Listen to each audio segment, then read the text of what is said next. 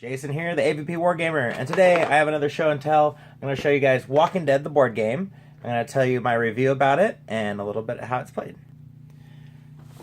The way this game is played is, obviously it's going to be another survival game. I'm going to show you all the components here. The cool thing about this game, it comes with some really awesome dice with zombies and lucky hats. There's Glenn's hat there. It's a really fun game. I picked this up at a game store. It was clearanced out, and I'm so glad I did. The way this game plays is basically like so. Alright, so you have your map, and you pick a character. You have Glenn, Dale, Tyrese, Rick, and Shane, and Andrea. You start with your characters on any of these spots, and the object of the game is to take these locations around the board. Now, the way you take the locations is you have to go there and do a certain amount of event cards in order to claim it. Once you've claimed 3 different locations, you've won the game. Now, you can cooperate with other players, or you can kind of mess with other players. You can't really kill each other in this game, but you can totally mess things up for everyone. It comes with a character card section here, where you put your character card here, and then this counts the amount of food, the amount of bullets, and the amount of gasoline that you've saved up. Bullets allow you to roll this special black dice, which always blams. Well, almost always blams. But this is the most powerful dice in the game. Every time you use up a bullet, you can roll that dice, and I'll tell you a little bit more about that in a minute. The gas lets you move an extra space without having to fight zombies, and then the food heals your wounds, and everybody can only be wounded 3 times, and then they die. The rule book is an awesome comic book style rule book, which I really appreciate. Keeps the aesthetic to this game together, which is really fun. You got your little character card tokens. So you've got Glenn and Rick, Tyrese, Shane, Dale, and Andrea. So these figures go like that. So you can actually move these around. Whenever I play, I like to use miniatures, but the game comes with these, so that's really awesome. Now you also have survivor tokens. These are for all the non-playable characters in the game. Every time you find a survivor, there is a possibility that they could get left behind while you're moving around the board. It's very thematic in that way, which I really like.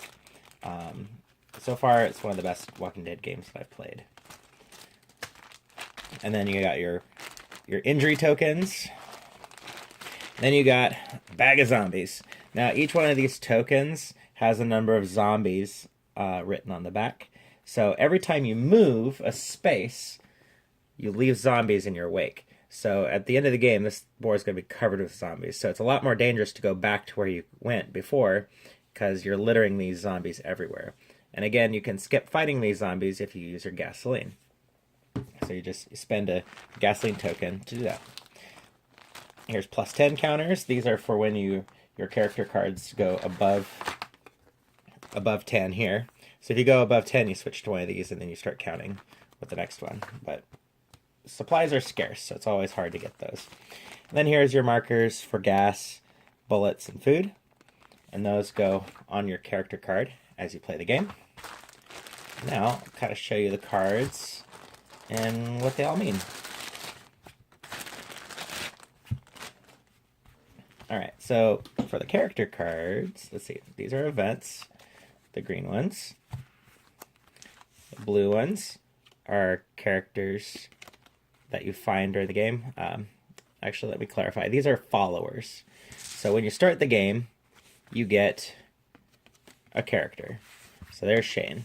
So you'd start with Shane if you want to, or you could draw it randomly, or if you and your friends agree, you can pick it out. And then you draw 2 followers. And these followers help your dice pool. You can see on these cards, it shows a number of colored dice right there.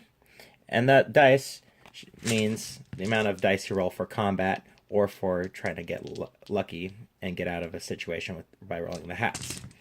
So that kind of shows you what they are. The red dice, these are the more fighter-heavy dice that have more kills on them.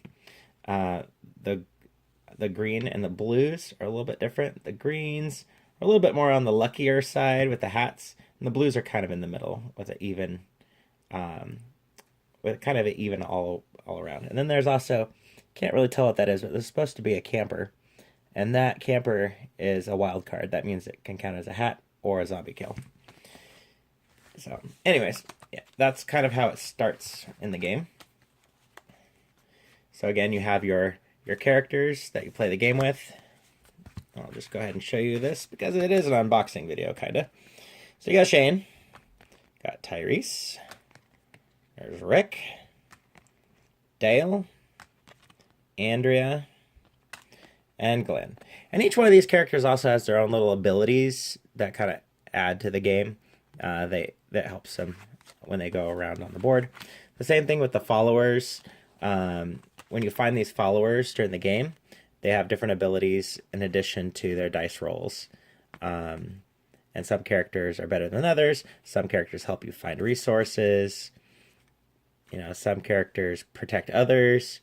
So you can get pretty creative as you're going through the game strategically when you're collecting wounds, because you can choose who gets wounded in your party every time you fight a zombie or something. So that's a little bit about the followers there. There's Arnold.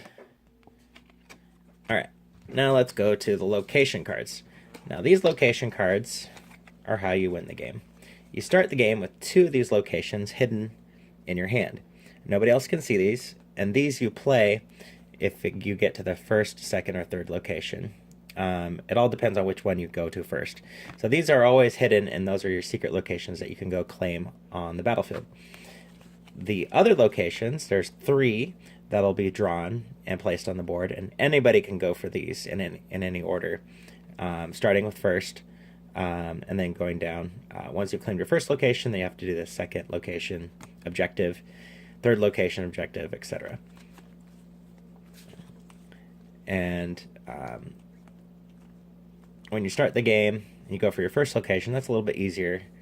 But if it's your second location, it's a little bit harder. And then third, of course, is the most challenging. All right, now the event cards. The event cards can be good or bad.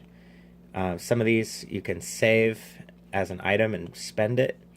For the most part, it's going to be zombies jumping out and attacking you.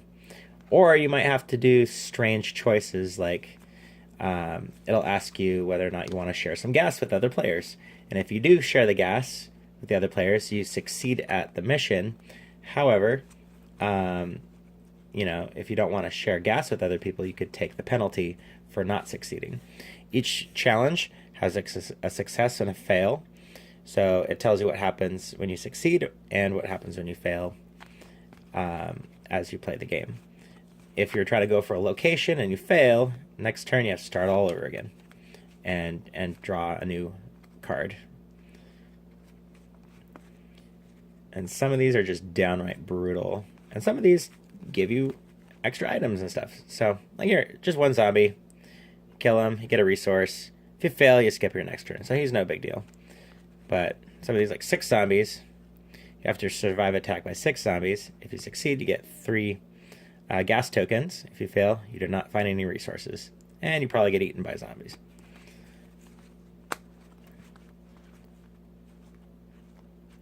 But this game gets pretty nail-biting because resources are so hard to come by. And the zombies aren't that easy to defeat. You know, it takes a while to build up your resources and get through the game. So it starts out on a kind of intermediate slope, and then just gets harder and harder as you play the game. Now, when you join up with another player, what you do is you actually can use all the dice from all of their characters and your characters, but any penalties go on you. So if you do team up with another player, it's really awesome because you get to share all these dice for when you're attacking zombies, and the other player isn't at risk when you use their dice.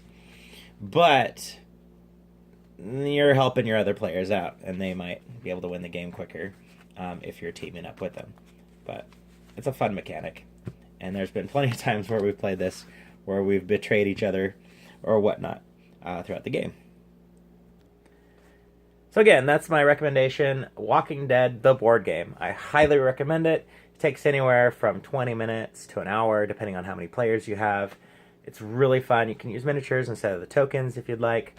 It's very simple for other players to learn and play. So if you have some friends that love Walking Dead, but they don't really want to get into the miniature game yet, this is a good gateway game. This is really fun. So again, I recommend it. Check it out. Thanks.